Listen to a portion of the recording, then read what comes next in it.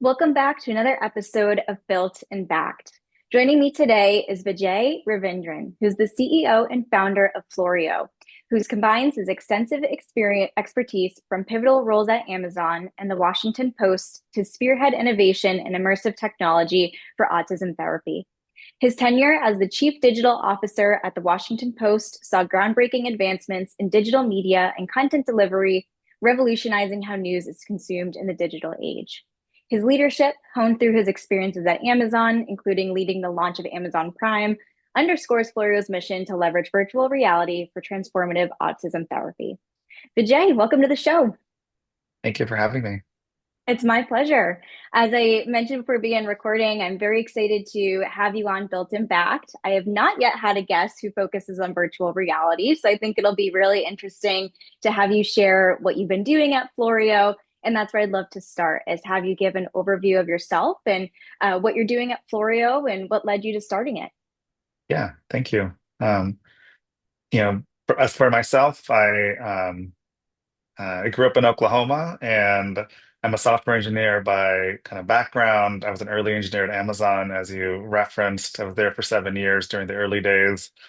And then have had a career in tech that included a leadership role at the Washington Post company.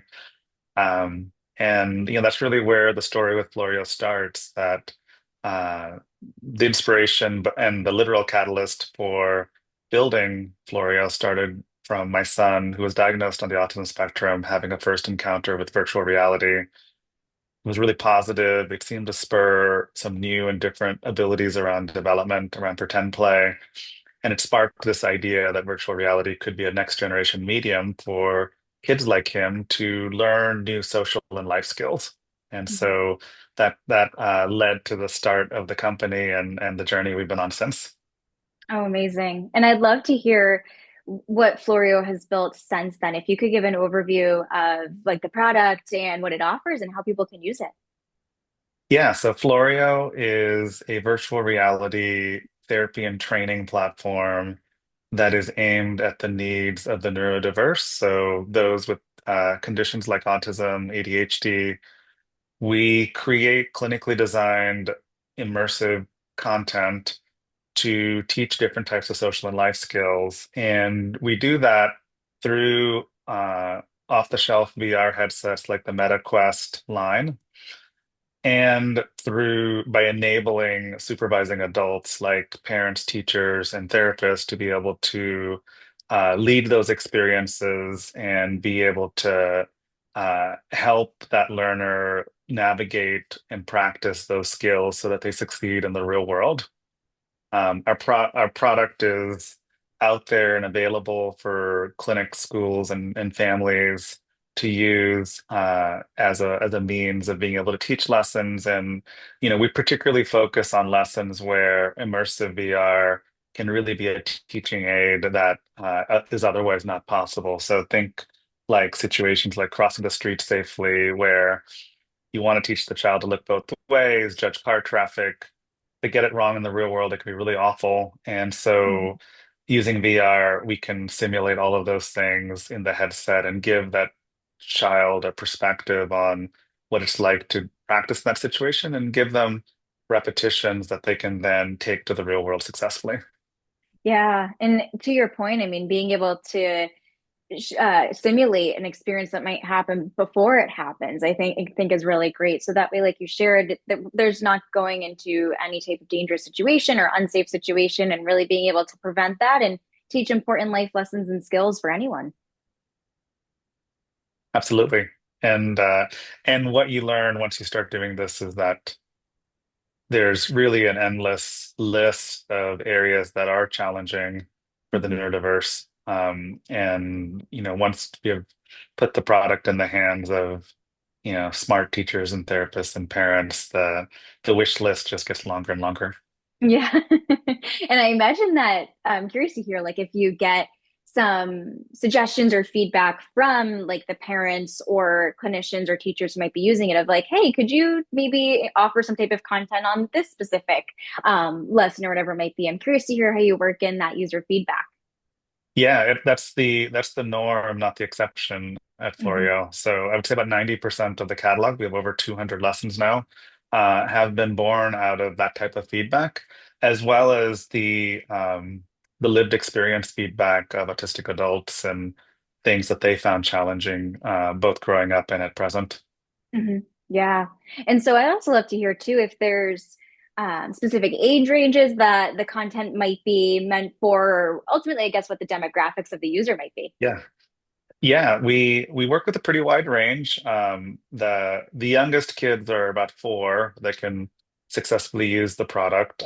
Once they get younger than 4, their neck strength and kind of their physical ability to wear a virtual reality headset becomes more challenging. So Mhm. that's kind of the earliest one can use it. And then we have content that really spans uh, areas that are part of that, right after a diagnosis, these are areas to focus on to, you know, elementary school type content to middle school to high school to job preparation, independent living for adults. So it's really a wide range, and we continue to grow kind of across that entire lifespan to build areas where we can be helpful. Oh, that's great. So that way it sounds like there's not really an ending point, more so being able to adapt and move to these different situations and scenarios as people continue to get older. So that way they're not kind of left without that support or help as they kind of navigate these different situations that might come up. That's right. That's right. It's an ongoing, it's um the world continues to, as you have new challenges, this is what we hope is that Floreo eventually will have thousands and thousands and thousands of lessons, and that it's something that you can use as a resource for every situation. Yeah, definitely. And do you also go back and perhaps like update or revise content as things might change, or I mean, especially as Mhm. technology is always changing, if there might be um, a reason I'd say to update that. I'm curious to hear more about that too.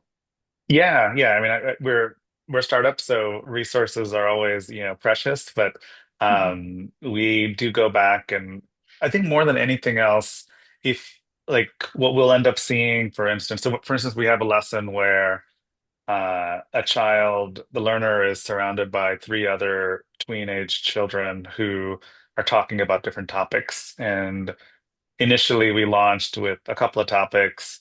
We put it out there, and lo and behold, it was being used all the time, and our customers loved it. And so then there was an opportunity to, okay, well, let's add more conversational topics so that this practice can be broadened. And so we added 20 more topics, and it's still being used a lot. Now, recently we just introduced the first AI characters that use voice recognition in the VR headset. And now the topics are kind of infinite because it's Yeah. whatever the child wants to talk about, they can actually prime it and we use AI to power the characters to have that conversation. So there's always a constant evolution, and I think the most recent is what we're seeing with AI and what it can do. Yeah, and I'm glad that you brought up AI because that was one thing that I had in my mind to ask you about is how you've been able to incorporate that. And so I love what you shared about having those infinite possibilities due to how you've been able to incorporate AI into Floreo. Absolutely, it's very important, and we are using AI in that manner, which is really exciting because the children kind of light up. Autistic children often have deep interests in very specific subject areas like trains or Pokemon cards, and this gives us an ability for the characters to meet them where they are and embrace their deep interest, while then also being employing therapeutic goals to help them with their development. The other area AI is really powerful is in being able to analyze. So if a special ed teacher is working with an individualized education plan, or a clinician with a parent testimonial, or the parent themselves is just like, I need help in this particular area. We've built an AI interface so that you can express that, and it can say it's been trained off of all the usage of the last 5 years of clinicians and teachers using the product. So we can say, oh, these 5 lessons are ideal for your child. here's why to help with that skill that you're expressing. And so there's a lot of possibilities to make both create efficiency, but then also create experiences that before were never possible. Definitely. Yeah. And to your point, I mean, I feel like parents especially can kind of be almost a little bit over their heads sometimes, just not having the resources that they might need in order to fully support their child in the way that they deserve. And so it sounds like being able to have something like Floreo to help guide them through those different scenarios as they come up is really helpful and ensures success for everyone. Absolutely. I mean, I think we designed it to be easy enough for parents to use and powerful enough for professionals like clinicians and teachers. And for parents, especially, and I've been through this myself for my own parental journey, that you're looking for ways to connect with your child. And it's often, it can be actually pretty demoralizing to be as reliant as you are on therapists and special education professionals, and that you don't know exactly what they're doing when they have the time that you're spending on those things, and you're not able to directly help. Floreo is one way that you can directly step into doing something that is constructive on their developmental journey while also connecting with them. And the best part is that it's animated virtual reality, so the kids are having fun. It's fun. It feels game-like for them, and so it marries the best of both worlds. Yeah, and I'm glad that you mentioned the game like part because that was one thing that came to mind for me as I was like, you know what, it kind of sounds like it almost has like a gamify attribution to it. And I mean, I've read some articles before about how really with anyone being able to gamify something can really help with like learning and understanding something a little bit more. And so, like you shared, just having a really fun virtual reality component, I imagine helps with just remembering and I guess understanding more so broad topics in a easier to understand way. Yes, absolutely those things, and that children are often in quite a bit of therapy, and so they get fatigue and don't want to do it. And Mhm. putting them in an animated environment that's fun is a reward to them sometimes, and motivates them to not only do that, but hopefully be energized enough to do the other things that we're hoping they accomplish. Yes, definitely. And I'd love to hear what you have coming up for Florio in the next year. If there's anything exciting that you're working on that you can share and talk about. Absolutely. Probably first and foremost, we have a designation from the FDA as a breakthrough device. And we are in the midst of completing a large-scale trial so that we're positioned to apply to the FDA for approval as a digital therapeutic. It's an important milestone. So the current product is available and is a tool to be used for helping with the development of social skills. Um, Getting to FDA approval creates a, a medical device grade product that can be utilized by healthcare providers, that can also be potentially reimbursed from insurance, and reflect even a higher level of quality and efficacy than we've been able to do up to this point. So we're excited about that. We've already hinted at some of the things we have already out there, and we're developing around AI. So, in the future, we would expect more and more AI enhanced opportunities in our virtual reality lessons, so that the the individual that's trying to learn a skill is learning it from a dynamic character that's able to be responsive to what that learner says and be more adaptive to personalizing that experience to whether it's dialect of English or specificity of situation, that there's more targeted personalization. Um, we're also very excited about this approach and product expanding into ADHD. As you probably know, there's over 10 million kids with an ADHD diagnosis in the US today. Um, and families face difficult decisions on pharmaceuticals that have side effects and whether to utilize those after diagnosis. We have finished a 30-child study with NIH, who had co-designed this ADHD treatment that we have in development. The study went really well, and we were able to show that almost half the kids showed a 25% reduction or more in their ADHD symptoms. Wow. And so now what we're working towards is a larger scale randomized controlled trial that includes, placebo and has all the bells and whistles so that it could potentially be used for FDA approval, while we also see whether there are avenues for the current product to reach people's hands sooner.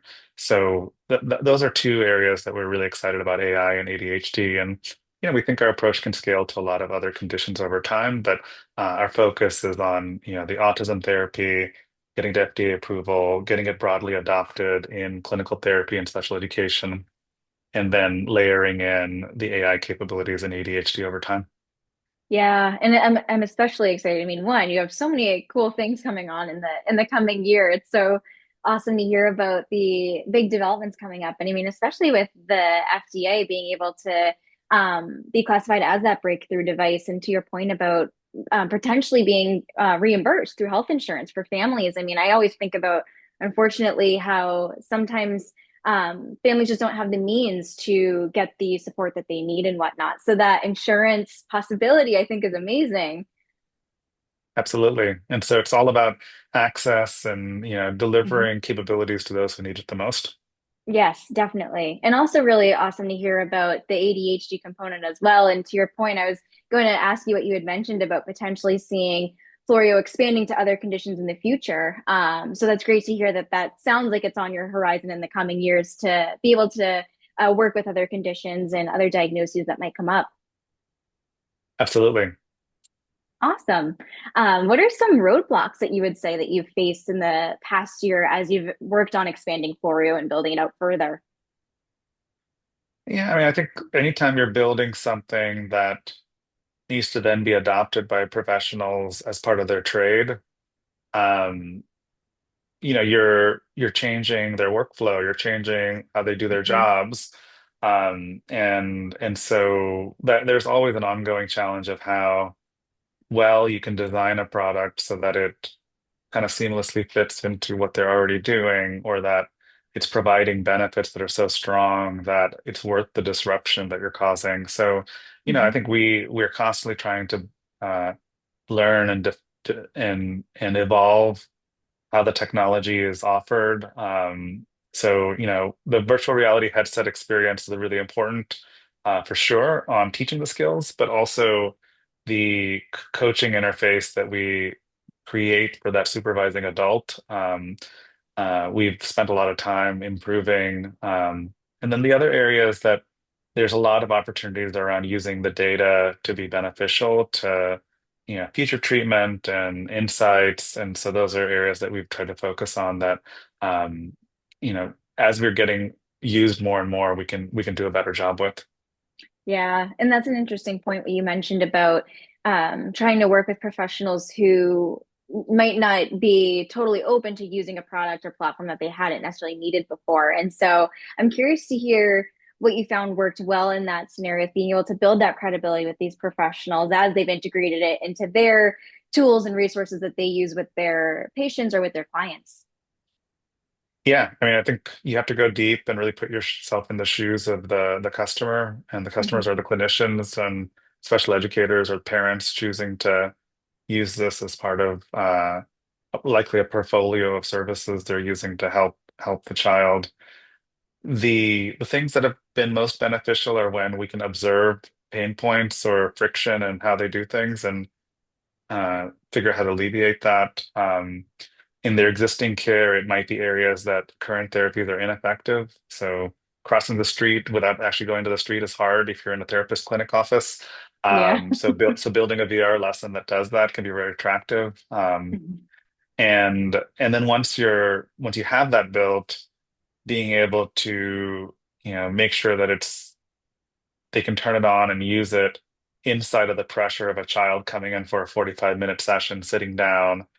It has to work immediately. It has to work correctly in that moment, or else it's an impediment to the therapy service they're delivering. And so, um, really thinking through how a product is picked up off the desk, placed on the child's head, turns on, is ready to use, um, and works expectedly is there's a high priority around that. Yeah, yeah, that makes a lot of sense. And I can imagine too, once a few professionals start using it, I mean, since they have close relationships with other colleagues, it might make it easy for them to be like, "We're using Floreo now. You need to try it out." And I think that likely helps with a lot of your Absolutely. credibility as well. Yeah, I think this is very much, it's not a big universe of therapists and professionals working in autism. So Mhm. um, as you gain traction with one clinician, that clinician talks to other clinicians, and um, clinicians change jobs from one company to another and talk about what worked at the other company. So there's a Yeah, lot of organic effects that happen. definitely. And I'd love to hear more about your personal journey as a tech founder and being able to hear more about your experience being able to build a product in tech. And so, if there's someone who is listening to this episode who is interested in going into tech themselves as an entrepreneur or founder, what advice would you have for them for getting started?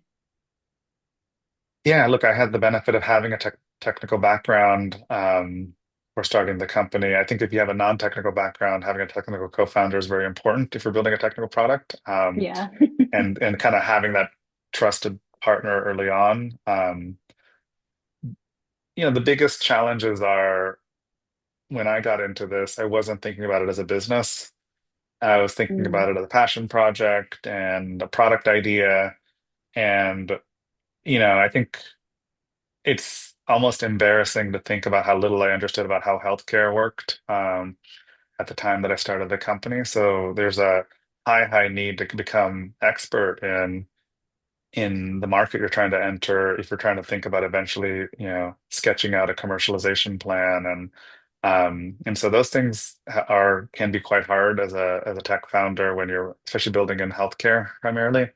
I think beyond that, obviously there's a lot of emphasis on figuring out how to pitch this to investors and be able to set appropriate milestones for the different stages of development, and subsequent funding. yeah. And that's a really interesting point that you mentioned about viewing it originally as a passion project first without really thinking of it as a business. So I'm curious to hear when that switch flipped, when all of a sudden you're like, wait a second, I think this might be more than just something I'm doing for fun, something that actually can turn into a business. Like, what was that like? Yeah. I mean, it was.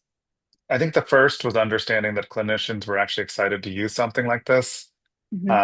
and that parents were excited about what its potential was. So that over the course of the first 6 to 9 months, when you have that first prototype, getting that kind of feedback is really beneficial. Um, I think one of the benefits when you try to start raising early capital is that investors are looking to make money.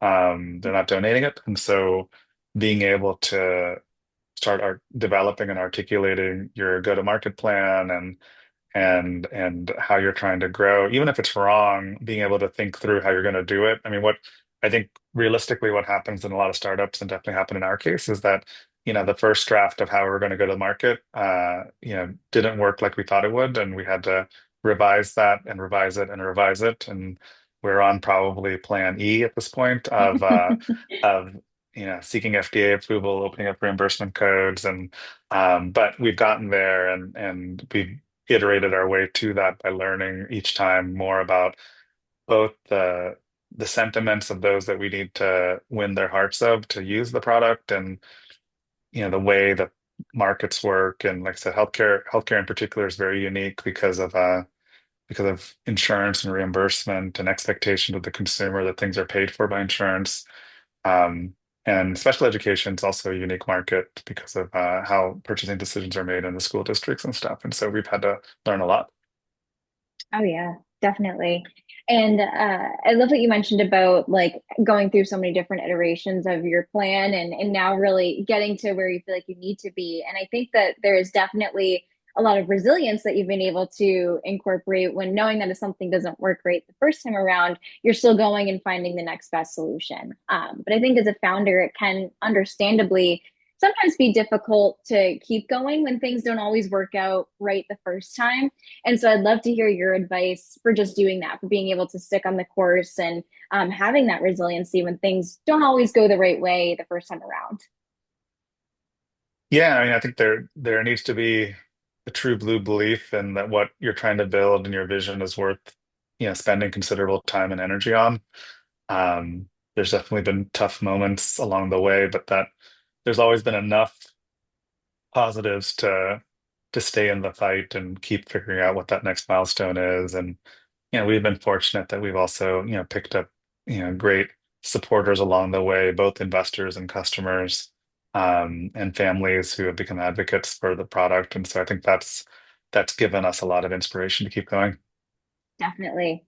And for our listeners who are founders, some of them are bootstrapping and some of them are looking for investors. And knowing that you have worked with investors, I would love to hear more about your experience with that and also advice you would give to anyone who's looking to find investors for their own startup.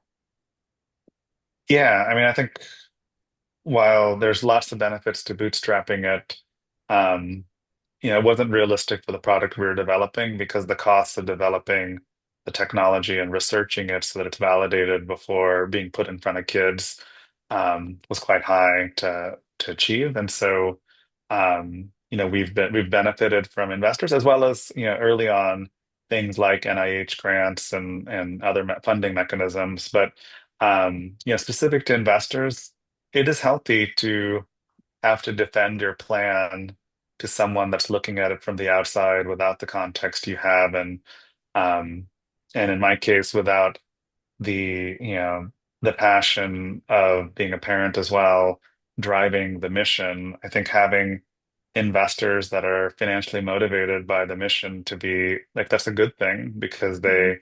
they really sharpen the strategy and how resources are used to because ultimately all of us want the same goal, which is that we want this product to reach as many kids as possible and help as many kids.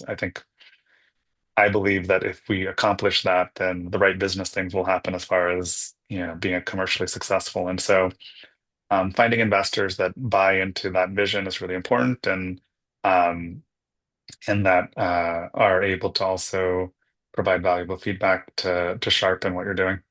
Oh, yeah. Great advice. And now for a fun question I'd love to ask you. I always love to ask our guests to give a shout out to someone who's doing something cool in tech right now that they're really admiring. So it could be another founder, a VC, really anyone is fair game, but I would love to hear who you would recommend. God, there's so many talented founders out there that are Hard to doing pick just cool one. things. I know I can't pick this one. I think, gosh, well, I think I love people that go after really hard problems, and so one of my close friends from college, who's been a successful entrepreneur himself, Amit Singh, is the founder of Near Star Fusion, which is developing a new way for creating fusion energy. And they're, early stage in Northern Virginia, using a novel approach with rail guns to generate energy. And it's been really Wow. impressive to see the company get off the ground and in a space where, you know, if you think the FDA process is long, the time horizons for fusion energy are quite long, and so finding investors Mhm. and it's very difficult, but it's also potentially so rewarding. So I'll give a shout out to Amit. Awesome. That's a good one.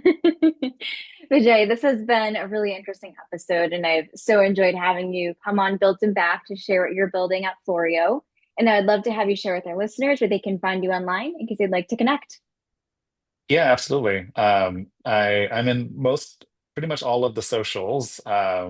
So Twitter, Blue Sky, but I'm most active on LinkedIn. So feel free to follow or connect with me there. And the Floreo website is floreovr.com. Anyone that's interested, families can subscribe to the product directly on the site. Clinicians and teachers can also get demos from our sales team and look into subscriptions. All of our research is published and linked from that website as well for those of you who are interested in reading up more on the underlying research of the product. And there's a newsletter to sign up for exciting updates. And we think we're going to have some really exciting updates over the next 3 to 6 months. Amazing. I'm looking forward to seeing them. Thank you so much again for coming on today's show. And I will link all your places in the show notes so that people can click through and find you from there. But I really appreciate your time today, Vijay. Thank you so much for having me.